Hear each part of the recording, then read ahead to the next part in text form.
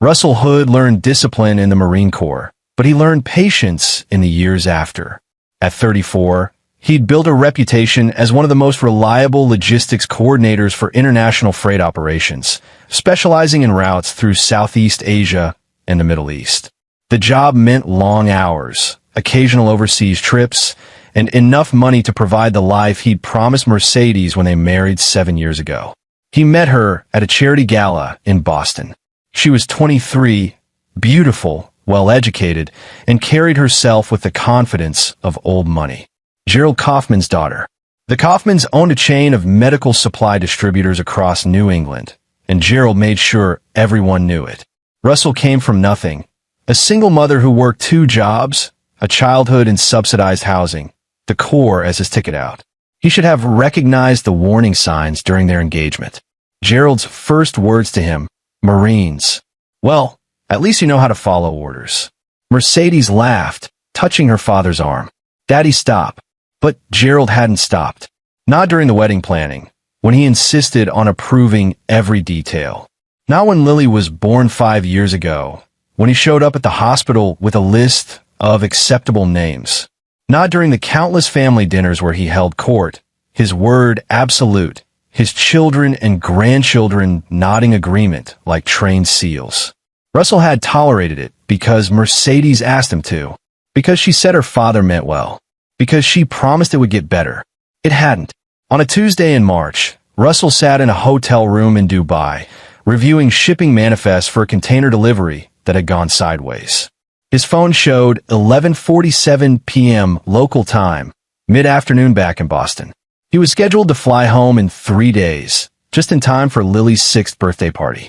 Mercedes had been texting him updates. The cake ordered, the decorations purchased, Gerald insisting on hiring proper entertainment instead of the balloon artist Lily wanted. His phone buzzed. Norman Rios, their neighbor, a quiet guy in his 50s who lived 3 doors down. Former contractor, worked from home, now doing something with architectural drafting. They'd shared exactly 4 conversations in 2 years. Once about trash pickup schedules, twice about the neighborhood watch program, once when Norman's cat got into their garage. Russell almost didn't answer. Russell, I'm at your house. Norman's voice was tight, controlled. I need you to stay calm and listen. The hotel room suddenly felt very small. Your daughter's in danger. I heard screaming. Broke a window to get in. I'm sending you a video. You need to see this. I'm calling the police next, but you needed to see it first. The video lasted 47 seconds. Broken glass scattered across the kitchen floor, glittering under the overhead lights. Lily in the center of it, barefoot, her small face twisted in pain and terror, tears streaming. Gerald Kaufman behind her, both hands on her shoulders, pushing her forward. His voice clear and sharp. Keep going. Pain makes you strong. Your mother walked on glass. Your uncle walked on glass. Every Kaufman learns this. Lily sobbing. Daddy, I want Daddy. Your daddy's not here. Mercedes, blocking the doorway, arms crossed.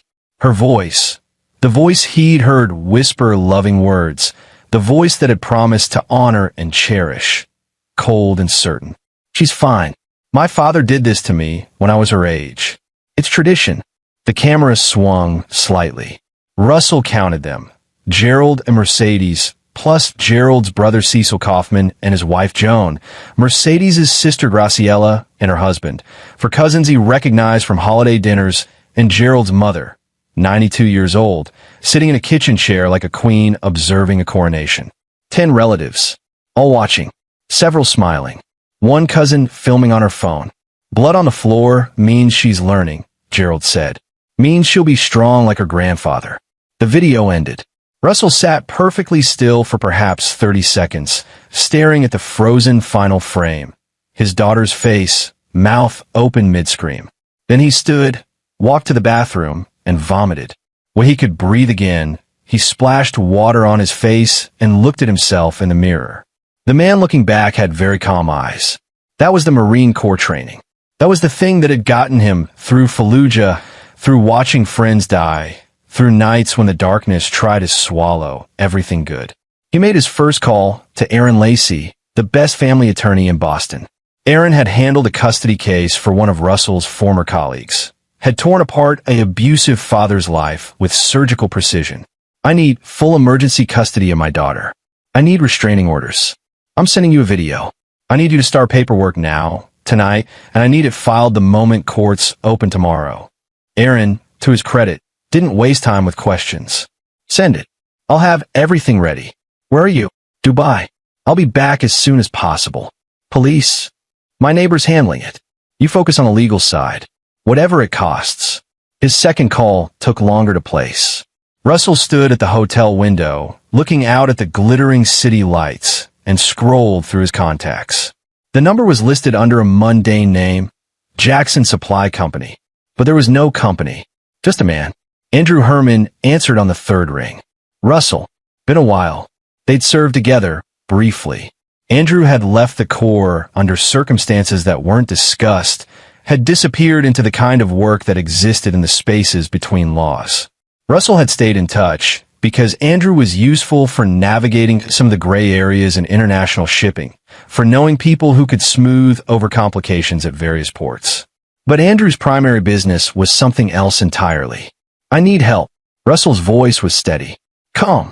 That Marine Corps training again. My daughter's been hurt. Deliberately. By my wife's family. I'm overseas. Can't fly back for at least 4 hours. Silence on the line. Then, tell me everything. Russell told him. Sent him the video. Name names. Gave him the address. How far? Andrew asked. Russell thought about Lily's face. About Mercedes blocking the door. About Gerald's hands pushing his daughter forward through broken glass. Through pain. Through terror. However far it takes, Russell said. I want them to understand what they've done. I want them to feel it. Understood. I'm in Connecticut right now. Can be at your place in 90 minutes. A pause. This is going to be loud, Russell. I don't care about loud. I care about results. You'll get them. And Russell? Your daughter. She'll be safe. That's first priority. I know. After he hung up, Russell checked flights. The earliest he could get out was in 3 hours, with a layover in London. Total travel time, 14 hours. He booked it, packed mechanically, and checked his watch. Norman had sent a follow-up text. Police here. Ambulance took Lily to Children's Hospital. I'm giving my statement. She's going to be okay. Cuts aren't deep. But Russell, there were so many of them. Just watching. Russell typed back. Thank you. I'm on my way. He looked at his watch again. If Andrew was 90 minutes out, and accounting for the time it took to make the calls, that meant his phone buzzed one more time. Andrew, I'm outside. They're all still there. Police left 20 minutes ago with your daughter. Your wife and her family are inside talking about their statements. This is your last chance to change your mind. Russell thought about Gerald's voice. Pain makes you strong. He replied, no laws. Make them understand. He thought about what he'd learned in the Marines. About proportional response. About rules of engagement. About the careful application of force toward strategic objectives. Then he thought about Lily's face, and he let all of it go. 63 minutes later, his phone rang. Andrew's voice was slightly out of breath. It's done. You want to watch the news when you land. Local police are going to be very confused. Details. Let's just say your father-in-law has a new understanding of pain. So do the others. I made sure they each got a personal lesson. Andrew's voice hardened. Nobody touches kids, Russell. Nobody. What they'll remember most is that I told them exactly who sent me. Your name was the last thing they heard before the screaming started. Russell closed his eyes. Felt nothing. Thank you. Thank me by being the father she needs. I'll handle cleanup. And Russell? Your wife tried to call someone. I made sure she couldn't. When Russell's plane took off 2 hours later, he watched Boston's lights disappear below and thought about the man he'd been when he landed in Dubai and the man he was now. They weren't the same person. The old Russell had believed in patience, in compromise, in trying to make broken things work. The new Russell believed in something simpler, protection, justice. And if the world didn't provide it through proper channels, then he'd provide it himself. Lily was safe. That was what mattered. Everything else was just consequences. The flight from Dubai felt eternal. Russell didn't sleep, didn't eat, sat in business class watching the flight tracker creep across the screen while his mind ran through scenarios. Aaron Lacey had sent updates. Emergency custody filing ready. restraining orders drafted, police reports documenting everything. The system was moving. But Russell wasn't thinking about the system anymore. He was thinking about what came next.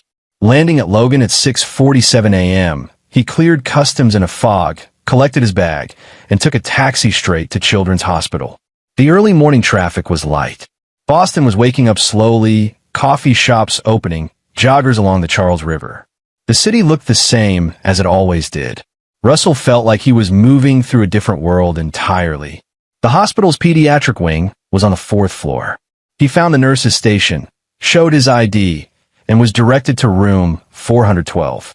A police officer sat outside, young, probably 25, with tired eyes. He checked Russell's identification carefully. "Your neighbor gave us a full statement," the officer said. "Detective wants to talk to you when you're ready. Your daughter's awake. The doctor's with her now." Russell nodded, pushed open the door. Lily was sitting up in bed, both feet bandaged, holding a stuffed elephant that Russell didn't recognize, probably something the nurses had given her. When she saw him, her face crumpled. "Daddy!" He crossed the room in 3 strides, pulled her carefully in his arms, felt her shake with sobs against his chest. She was so small, 5 years old, barely 40 pounds, and they'd hurt her. His own wife had let it happen. "I'm sorry," he murmured into her hair. "I'm so sorry, baby. I should have been here. Grandpa hurt me." Her voice was tiny, muffled. "Mommy said I had to be strong, but it hurts so much." I know. He pulled back slightly, looked at her face. "But you're safe now, and nobody's ever going to hurt you again. Do you understand?" "Never." She nodded, wiped her eyes with her fist. The doctor entered, a woman in her 40s with kind eyes and graying hair. Dr. Heather Hartman, according to her badge. She glanced at Russell, then at Lily, and seemed to make a decision. "Mr. Hood, your daughter has multiple lacerations on both feet. 23 cuts total, requiring 47 stitches. None were life-threatening, but several were deep enough to cause significant pain and will require careful monitoring to prevent infection." Her voice was professional, controlled, but Russell caught the anger underneath. "I've documented everything. The police have photographs, and I filed a report with Child Protective Services as required by law." "Thank you. There's more." Dr. Hartman moved closer, lowered her voice. "Your daughter told me this wasn't the first time. She mentioned other incidents. Locked in closets, made to kneel on rice, slapped for crying." She paused. "I've seen a lot in this job, Mr. Hood. This is deliberate, systematic abuse disguised as discipline." Russell felt something cold settle in his chest. The video had been one incident, one nightmare moment. But Dr. Hartman was telling him it was worse. That it had been going on. That Mercedes had been hiding it. "How long?" he managed. "Based on what your daughter told me, I'd estimate months. Maybe longer." Dr. Hartman's jaw tightened. "I've already provided all of this to the detective handling the case. Your wife and her family are being questioned now." Russell nodded slowly, forced himself to focus. "When can I take her home?" "Tomorrow morning, if there's no infection." "But Mr. Hood, I can't release her to your wife. The police made that clear. You'll release her to me. I'm filing for emergency custody today. My attorney's handling it." Dr. Hartman looked relieved. "Good. That's good." After she left, Russell sat with Lily, holding her hand, telling her about the birthday party they'd planned, about the balloon artist she wanted, about anything except what had happened. Eventually, she fell asleep, exhausted from pain and medication. Russell's phone buzzed. "Aaron Lacey. Emergency hearing scheduled for 2 p.m. today. Judge Patricia Morrison. She's fair. I've sent her the video and medical reports. You need to be there." Russell replied, "I'll be there." Another text, this one from Norman Rios. "How's Lily?" "Recovering. Thank you for what you did. I owe you. You don't owe me anything. Nobody should have to watch that." Russell looked at his daughter sleeping, at the bandages on her small feet, and thought about Gerald Kaufman's voice. "Pain makes you strong." His phone buzzed again. Unknown number. "This is Detective Caesar Finley. I'm at your house now. We need to talk." Russell left Lily in the care of the nurses and took a taxi to his house in Newton. The neighborhood looked suburban perfect, as always. Well-maintained lawns, expensive cars and driveways. The kind of place where people jogged with designer strollers and complained about property taxes. 3 police cruisers sat in his driveway. Detective Caesar Finley was waiting on the front porch, tall, mid-40s, with the careful, neutral expression of someone who'd seen too much. He shook Russell's hand, gestured to the door. Your neighbor did significant damage getting inside. Windows broken, door frames cracked. But given the circumstances, nobody's pressing charges on that end. Where's my wife? Station. Along with her father, her sister, 2 cousins, and her grandmother. We've got statements from all 10 people who were present. And Mr. Hood. Finley's voice hardened. Every single one of them initially claimed this was normal discipline. Family tradition. Your father-in-law actually told my partner that you were too soft on your daughter. Russell felt his hands clench, forced them to relax. They've since modified their statements, Finley continued, after their attorneys arrived. Now, it's a lot of misunderstanding and got out of hand. But we got the video. We've got the medical evidence. We've got your daughter's statement. He paused. And we've got something else. What? Your house was broken into last night. About an hour after we left with your daughter. Russell kept his face carefully blank. Broken into? 3 men, according to your security camera footage. They disabled the cameras after about 90 seconds, but we got faces. Professional job. They were here for 23 minutes.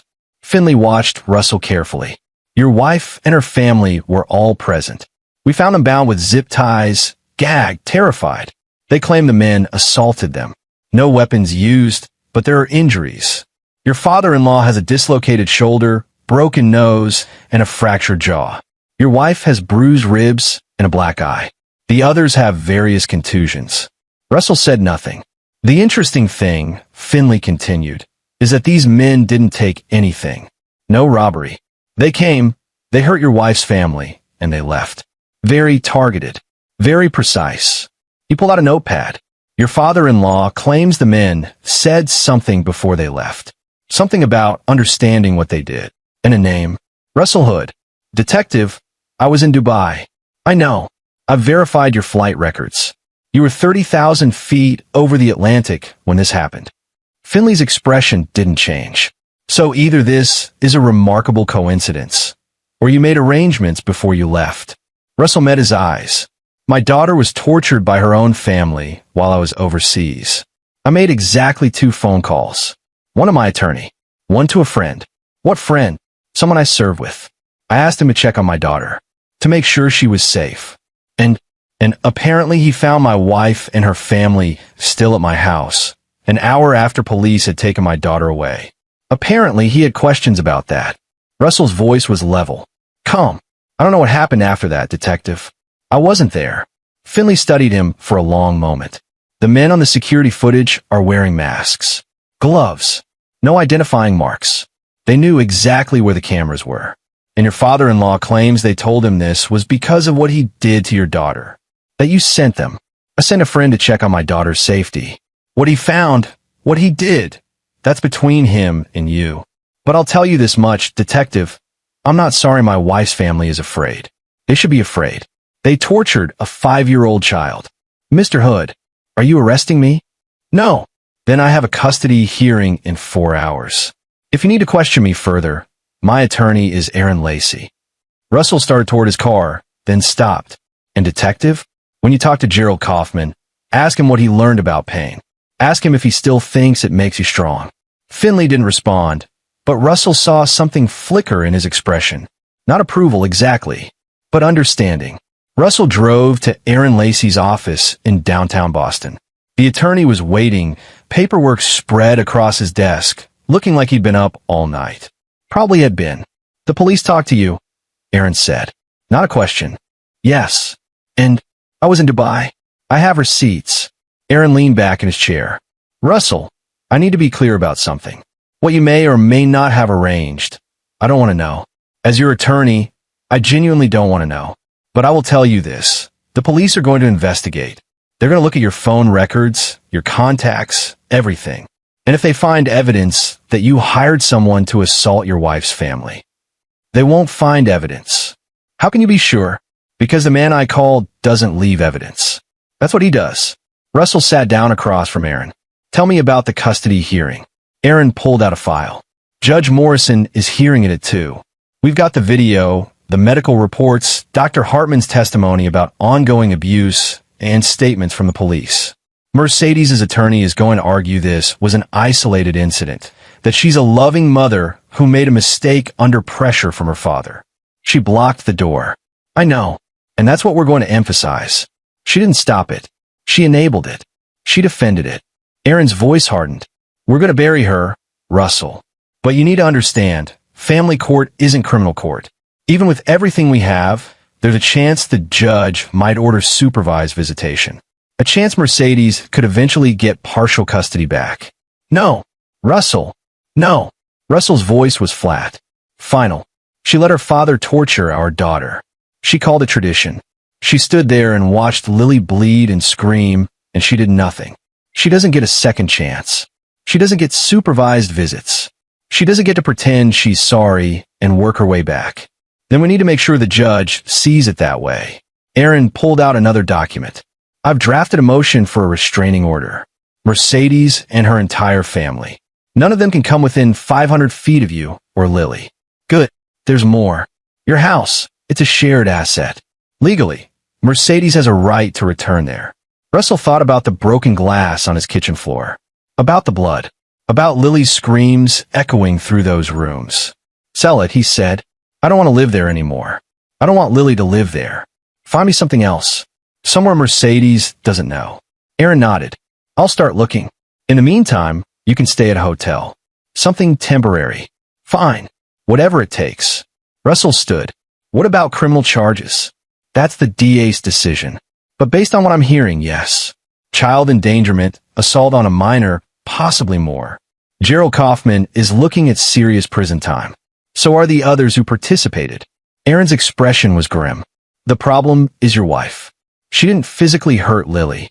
She just allowed it. She blocked the door. I know, and we'll use that. But her attorney is going to argue she was under her father's psychological control, that she's a victim too. It might work. Russell thought about Mercedes' voice on the video. My father did this to me when I was her age. It's tradition. She's not a victim, he said quietly. She's an enabler. There's a difference. Then we make sure the judge sees that difference. The custody hearing was held in a small courtroom in Suffolk County. Judge Patricia Morrison was a woman in her 60s with steel gray hair and sharp eyes that missed nothing. Mercedes sat at the opposite table with her attorney, a man named Douglas McGuire who had the expensive suit and practiced expression of someone who specialized in making bad people look good. Mercedes looked terrible. Black eye, split lip, moving carefully like her ribs hurt. She'd been crying. Her eyes were red and swollen. When Russell entered, she looked at him with something between fear and desperate hope. He looked right through her. The hearing lasted 90 minutes. Aaron presented the video. Dr. Hartman's report. Police statements. Norman Rios testified via phone, describing what he'd seen and heard. Aaron was methodical, building a case so damning that even Douglas McGuire seemed rattled. When it was Mercedes' turn, she took the stand and wept. I love my daughter, she said, voice breaking. I love her so much. I made a terrible mistake. My father, he's always been so controlling. I was raised to obey him. I thought. She wiped her eyes. I thought this was normal. I thought it was helping Lily be strong. But I was wrong. I see that now. I'm so sorry. Please, I just want another chance to be a mother to her. Russell watched her performance and felt nothing. Judge Morrison asked one question. Mrs. Hood, when your daughter was screaming and bleeding, what did you do? Mercedes hesitated. I stood by the door. Why? My father told me to. Did your daughter ask for help? Yes. Did she ask for you? Yes. And what did you do? Silence. Mrs. Hood, answer the question. Mercedes' voice was barely a whisper. I told her she was fine, that my father had done this to me. Judge Morrison made a note. Thank you. You may step down. The decision came quickly. Full emergency custody to Russell Hood. Restraining orders against Mercedes Kaufman Hood, Gerald Kaufman, and all family members present during the incident. No visitation rights pending criminal proceedings. Mandatory psychological evaluation for Mercedes before any future custody discussions. Mercedes sobbed.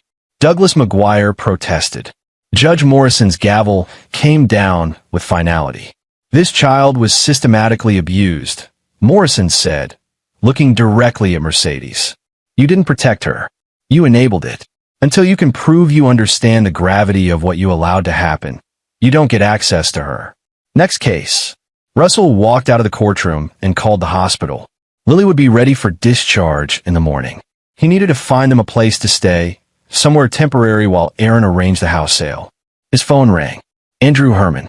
Saw the news, Andrew said. Emergency custody. Good. Thank you for what you did. Don't thank me. Just be the father she needs. That's all the thanks required. A pause. The police are going to keep looking. Keep your head down. I will. And Russell? Your father-in-law is going to prison. But when he gets out, he's going to remember what happened. He's going to be angry. Russell thought about Gerald's hands on Lily's shoulders. His voice saying pain made you strong. Let him be angry, Russell said. Let him remember. Because if he ever comes near my daughter again, what you did will look like mercy. He hung up and stood in the courthouse parking lot, watching traffic move past, and thought about the man he used to be.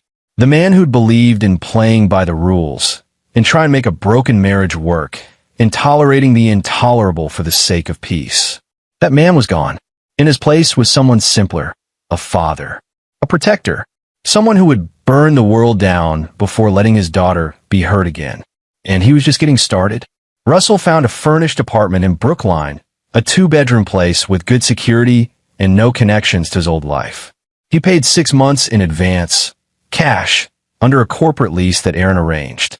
The neighborhood was quiet, professional, the kind of place where nobody asked questions. He picked up Lily from the hospital the next morning. She was quiet during the drive, watching the city pass by the window, holding the stuffed elephant. When they reached the new apartment, she looked around carefully. Is Mommy coming? Russell knelt down to her level. No, baby. Mommy's not coming. It's just you and me now. Because she let Grandpa hurt me? The clarity in her voice, the understanding, nearly broke him. 5 years old, and she already knew, already understood that her mother had chosen wrong. Yes, he said, because she deserved the truth. Because she let Grandpa hurt you.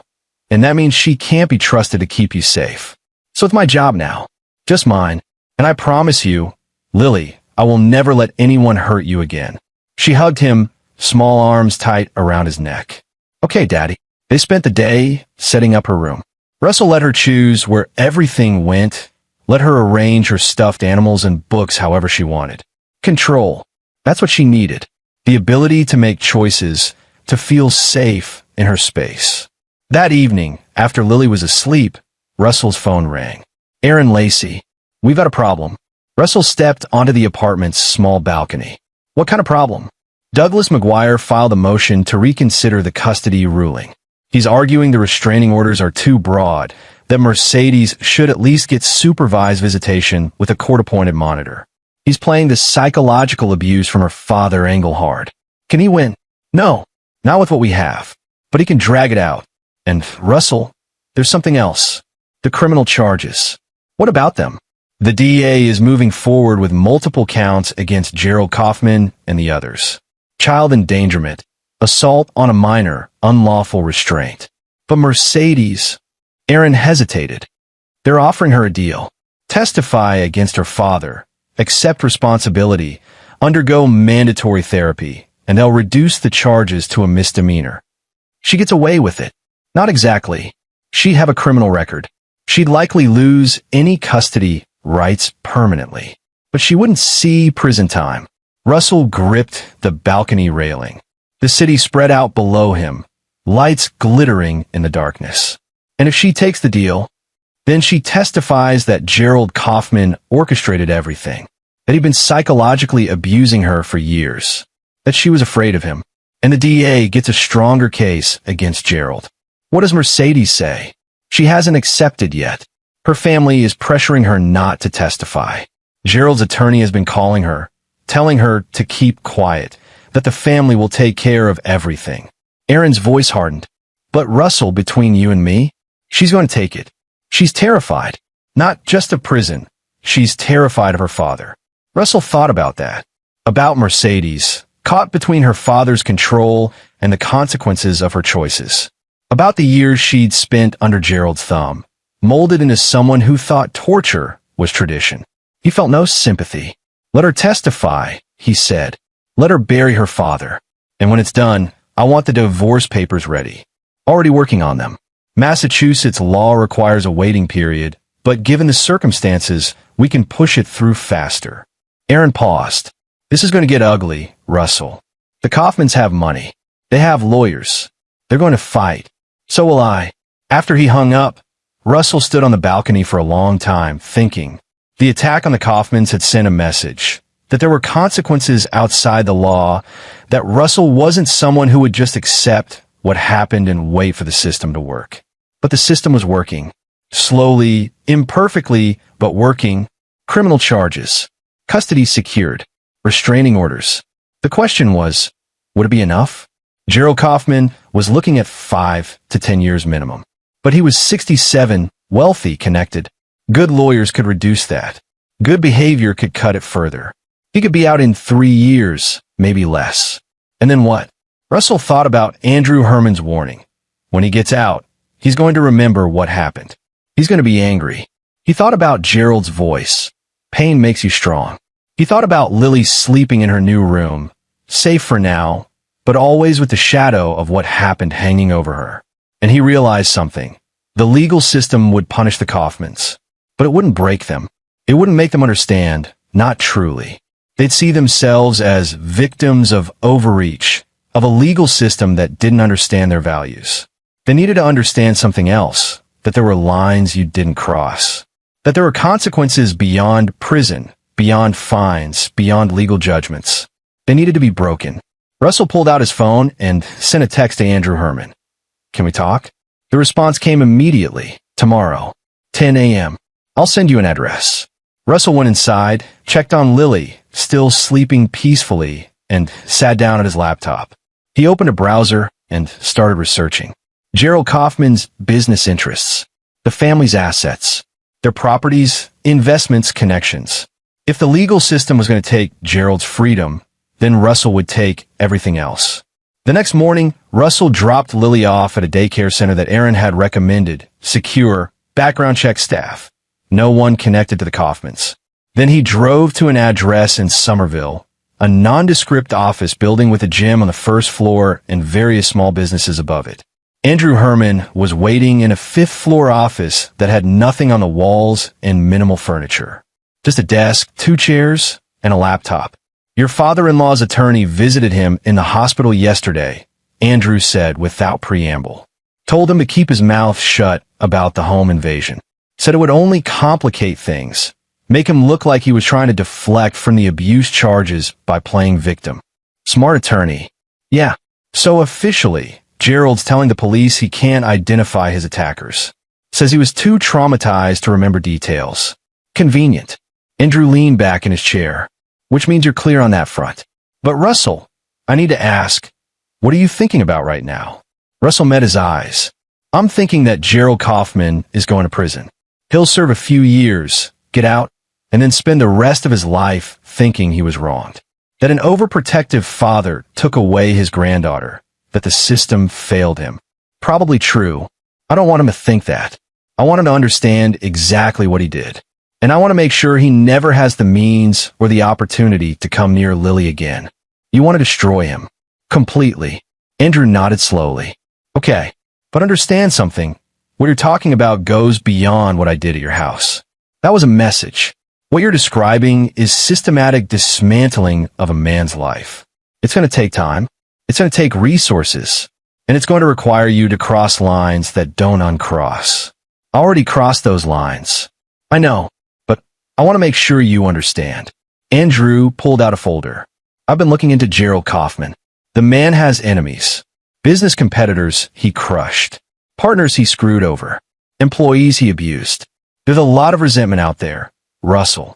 A lot of people who would enjoy watching him fall. What are you suggesting?"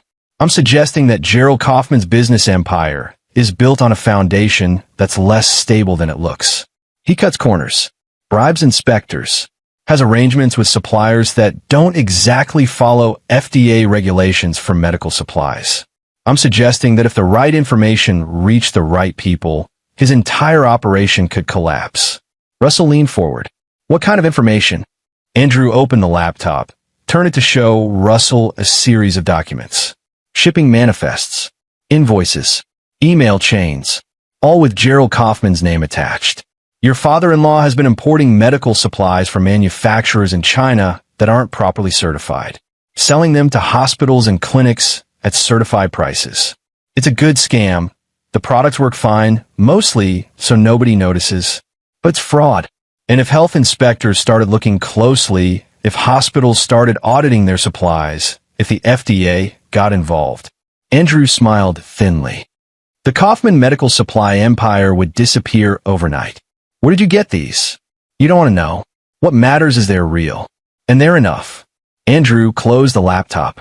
I can make sure these documents reach the right people. Health inspectors, FDA, hospital auditors, medical boards.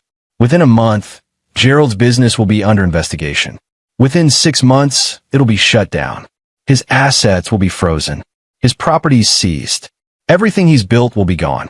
Russell thought about Gerald's hands on Lily's shoulders, about the pride in his voice as he pushed her forward through broken glass. Do it, he said. You're sure? Once this starts, it can't be stopped. Gerald will know someone's targeting him. He'll try to fight back. He's in police custody awaiting trial. He could try to fight all he wants from jail. Andrew nodded. Okay, I'll need 2 weeks to put everything in place. Make sure the documents reach the right people through the right channels. By the time Gerald realizes what's happening, it'll be too late to stop. What about the rest of his family? Mercedes, her sister, the others. They all work for Gerald's company in various capacities. When it goes down, they go down too. No income, no assets, everything tied up in legal proceedings. Andrew paused. You're not just destroying Gerald, Russell. You're destroying the entire Kaufman family. Russell thought about the 10 people in his kitchen, all watching, all smiling, all complicit. Good, he said. Over the next 2 weeks, Russell focused on Lily, took her to appointments with a child psychologist who specialized in trauma, enrolled her in a new preschool, set up routines that made her feel safe. Every morning, the same breakfast. Every evening, the same bedtime story. Structure, predictability, safety. She had nightmares sometimes. Would wake up crying, calling for him. He'd sit with her, hold her, promise her she was safe. And slowly, day by day, she began to smile more, to laugh, to be a little kid again instead of someone who'd learned too early that the world could be cruel. The legal process moved forward. Gerald Kaufman was denied bail. Too much flight risk, too much money, and the judge noted that the severity of the charges warranted keeping him in custody. His trial was set for 6 months out. Mercedes took the DA's deal, agreed to testify against her father, accepted a misdemeanor charge with probation. She called Russell once, 3 weeks after the custody hearing. Please, she said when he answered. Please, Russell. I just want to talk to you. I just want to explain. There's nothing to explain. I made a mistake. I know that. But I love Lily. I love her so much. My father was always so controlling, and I thought. You thought torturing a 5-year-old was acceptable. No, she was crying. I was wrong. I see that now. I just need a chance to make it right. You don't get that chance. You made your choice when you blocked that door. Russell, please. She's my daughter too. She was your daughter. Now she's mine. And you're going to sign the divorce papers when they arrive, and you're going to walk away, and you're going to live with what you did. I can't live without her. Then you should have protected her. He hung up. Aaron called that evening with an update. The FDA just announced a surprise inspection of Kaufman Medical Supply. They're going through everything: shipment records, supplier certifications, storage facilities. Gerald's attorney is scrambling, but there's nothing he can do. Once the FDA starts an investigation like this, it's comprehensive. How long? The investigation? Weeks, maybe months. But the damage starts immediately. Hospitals are already suspending orders pending the investigation results. Suppliers are cutting ties. The company's reputation is tanking. Russell allowed himself a small smile. What about Gerald? Still in custody. Still awaiting trial. But I hear his attorney visited him yesterday. had some very difficult conversations about asset protection. Aaron paused. Russell, this is going to bankrupt the entire family. You understand that? I understand. And you're okay with it? Russell thought about Lily's feet, about the 47 stitches, about her voice saying Grandpa hurt me. Completely okay, he said. By the end of the month, the news broke. Kaufman Medical Supply was under federal investigation for fraud, selling uncertified medical products to hospitals across New England. The company's assets were frozen. Gerald Kaufman's personal accounts were seized pending the investigation. His properties, a mansion in Newton, a vacation home on the Cape, a condo in Florida, were all tied up in legal proceedings. The family's social standing collapsed overnight. Country club memberships revoked. Charity board positions resigned. Friends stopped returning calls. The Kaufman name, once synonymous with success and old money, became associated with fraud and child abuse. Mercedes's sister Graciela filed for divorce. Two of the cousins lost their jobs when their employers decided association with the Kaufman family was too risky. Cecil Kaufman, Gerald's brother, suffered a heart attack from the stress and spent a week in the hospital. And through it all, Russell watched from a distance, feeling nothing except a quiet satisfaction. They'd hurt his daughter. Now, they understood what pain felt like. But he wasn't done yet. Gerald Kaufman's trial began in August, 6 months after the incident. Russell attended every day, sitting in the back of the courtroom, watching. Gerald looked diminished in his prison jumpsuit, his broken jaw healed, but leaving him with a slight lisp. The arrogance was gone, replaced by a desperate defiance. The prosecution's case was overwhelming. The video played in court, forcing everyone to watch Lily scream and bleed. Norman Rios testified. Dr. Hartman testified. Child psychologists testified about the long-term damage. Police officers described the scene they'd found. And then Mercedes took the stand. She testified for 3 hours, describing a childhood of psychological abuse, of Gerald's iron control over every aspect of her life, of being taught that pain was love and discipline was devotion. She cried as she talked about watching Lily suffer, about knowing it was wrong, but feeling powerless to stop it. I'm not making excuses, she said, looking directly at the jury. I did something unforgivable, but I want you to understand, my father made me believe this was normal, that this was love, and I was wrong to believe him. Russell watched Gerald's face as his daughter destroyed him, watched the realization dawn that his own child had turned against him, had chosen to save herself by condemning him. The jury deliberated for 4 hours. Guilty on all counts. Gerald was sentenced to 12 years in prison. His attorney requested leniency based on age. Gerald was 68 now, in poor health, unlikely to survive a lengthy sentence. The judge denied it. Mr. Kaufman, you tortured a 5-year-old child, Judge Morrison said. You justified it as tradition, as discipline, as strength. But what you did was evil, pure and simple. And the sentence reflects that. As they led Gerald away, he looked across the courtroom and found Russell. Their eyes met, and Russell saw something there he'd been waiting for, understanding. Finally, after everything, Gerald Kaufman understood. He'd lost. Completely. His business gone, his family destroyed, his freedom taken. All because he'd hurt Russell Hood's daughter. Russell didn't smile, didn't gloat, just held Gerald's gaze until the bailiffs pulled him away. Outside the courthouse, reporters crowded around. Russell ignored them, walked past with Aaron clearing a path. His phone buzzed. A text from Andrew Herman. Heard about the verdict. Congratulations. Thank you. For everything. You don't owe me thanks. You owe your daughter a good life. Go give her one. Russell drove back to the apartment in Brookline, picked up Lily from daycare, made dinner, her favorite, mac and cheese with dinosaur-shaped chicken nuggets, sat with her on the couch afterward, watching cartoons, her small body curled against his side. She was healing, slowly, still had nightmares sometimes, still flinched at loud noises. But she laughed more now, played more, was learning to feel safe again. Daddy, she said during a commercial break. Yeah, baby? Is Grandpa going to come back? Russell pulled her closer.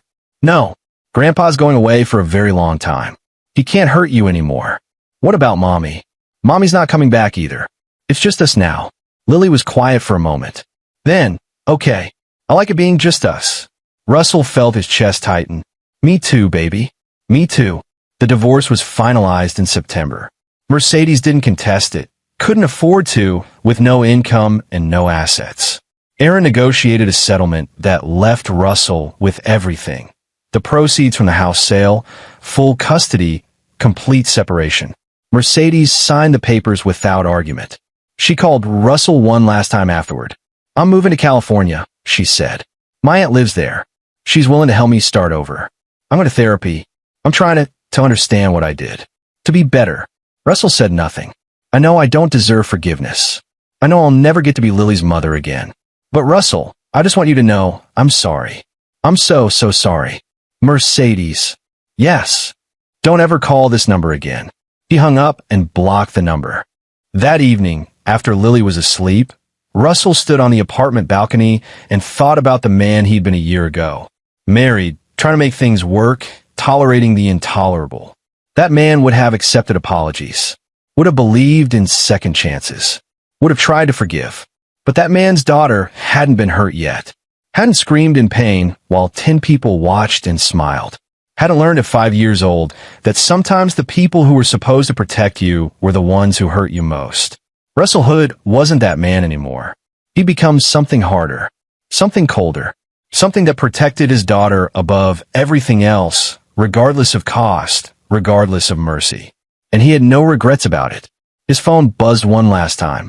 Aaron Lacey, Kaufman Medical Supply, officially filed for bankruptcy today. The company's being liquidated. The family's lost everything. Russell typed back, good. He went inside, checked on Lily one more time, still sleeping peacefully, and then sat down at his laptop. He had a life to build now, a new job to find, now that the overseas logistics position wasn't tenable with single fatherhood, a permanent home to establish, a future to create. The Kaufmans were destroyed. Gerald was in prison. Mercedes was gone. The relatives who'd stood and watched were living with the consequences of their choices. Justice had been served, both legally and otherwise. But as Russell looked at the photo on his laptop's desktop, Lily grinning at her 4th birthday party, before everything went wrong, he realized something. Revenge wasn't the point. Protection was. Making sure his daughter never had to fear again. Making sure the people who'd hurt her could never hurt anyone else. That was the point. That was everything. And he'd succeeded. 2 years later, Russell and Lily lived in a house in Lexington with a big backyard where she played with their rescue dog, a golden retriever named Scout. Russell worked as a supply chain consultant, remote work that let her be home when Lily got back from school. She was 7 now, in 2nd grade, doing well. She still saw a therapist monthly, still had occasional nightmares. But mostly, she was a normal kid, made friends easily, loved art class, was learning to play piano. The scars on her feet had faded to thin white lines. The scars in her mind were taking longer. Gerald Kaufman died in prison in the 3rd year of his sentence. Heart attack.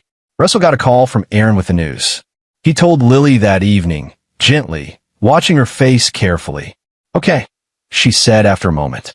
Then, can we have ice cream for dessert? The simplicity of children. The ability to move forward. Mercedes sent a letter when Gerald died, asking if she could attend the funeral. Russell responded through Aaron, no. The last of the Kaufman relatives tried reaching out once, Gerald's sister, asking if there was any possibility of reconciliation, of being part of Lily's life. Russell's response was simple. You stood and watched. You smiled. The answer is no. On Lily's 8th birthday, they had a party in the backyard. Norman Rios came. He and Russell had become genuine friends over the years. Andrew Herman sent a present, a signed baseball from Ted Williams that probably cost more than Russell wanted to think about. Aaron Lacey stopped by with his family. Russell watched Lily blow out her candles, surrounded by real family, the kind you choose, the kind who protect instead of harm, and felt something he hadn't felt in years. Peace. Not because he destroyed the Kaufmans, though he had. Not because Gerald was dead, though he was. Not because Mercedes was gone, though she was. But because Lily was safe, happy, healing. In Russell Hood, former Marine, former logistics coordinator, former husband of Mercedes Kaufman, was exactly who he needed to be. A father, a protector, someone who would burn the world down for his daughter's safety and sleep soundly afterward. The Kaufmans had taught him that pain makes you strong. He taught them something simpler. Some pain doesn't make you strong. Some pain breaks you. Completely. Permanently. Irreparably. And if you hurt his daughter, you'd learn that lesson firsthand. That was justice. Real justice. The kind that didn't come from courtrooms or legal proceedings, but from understanding exactly what you'd done and living with the consequences until they consumed you entirely. Russell Hood had made sure the Kaufmans understood, and he'd make sure Lily never had to again. That night, after everyone had left and Lily was asleep, Russell sat on the back porch with a beer, watching the sun set. His phone buzzed. Unknown number. He almost didn't answer, but something made him. Mr. Hood. A woman's voice, professional, measured. This is Special Agent Kara Boyd, FBI. I'm calling about an investigation we've been conducting regarding the attack on the Kaufman family 3 years ago. Russell's hand tightened on the phone. I was overseas when that happened. That's a matter of public record. I know, and we verified your alibi thoroughly. A pause. Mr. Hood, I've been investigating this case for 2 years. I've tracked the money, found the connections, identified the men involved, built a case that would stand up in court. Then why are you calling me?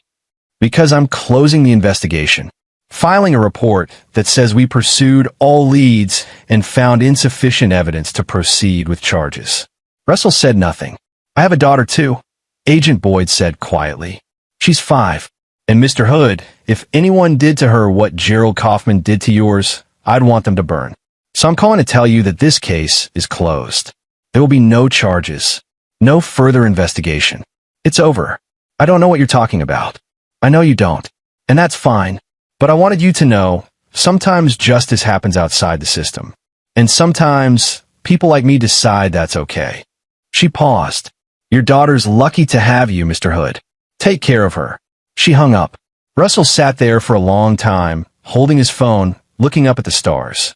Then he deleted the call from his history, went inside, and checked on Lily one more time. She was sleeping peacefully, Scout curled up at the foot of her bed. Nightlight casting soft shadows on the wall. Safe. Protected. Loved. Everything else was just details. Russell Hood had learned something important over the past 3 years. That being a good father meant more than providing and protecting. It meant being willing to do whatever it took, cross whatever lines were necessary, sacrifice whatever parts of yourself needed sacrificing. The Marines had taught him discipline and honor. The Kaufmans had taught him that sometimes honor wasn't enough. And his daughter had taught him what really mattered. Not revenge or justice or righteous anger, but simply this, making sure the people you love are safe, no matter the cost. He'd pay that cost, willingly, without regret, and he'd do it again without hesitation. Because Russell Hood wasn't a hero, wasn't a vigilante, wasn't anything except a father who'd learned the hard way that sometimes the world doesn't give you good options. It just gives you choices. And he'd made his, the right ones, every single time. And there you have it. Another story comes to an end. What did you think? I'd love to hear your thoughts in the comments below. If you enjoy this story, consider joining our community by subscribing. It means the world to us. For more stories like this one, check out the recommended videos on screen. And I'll see you there.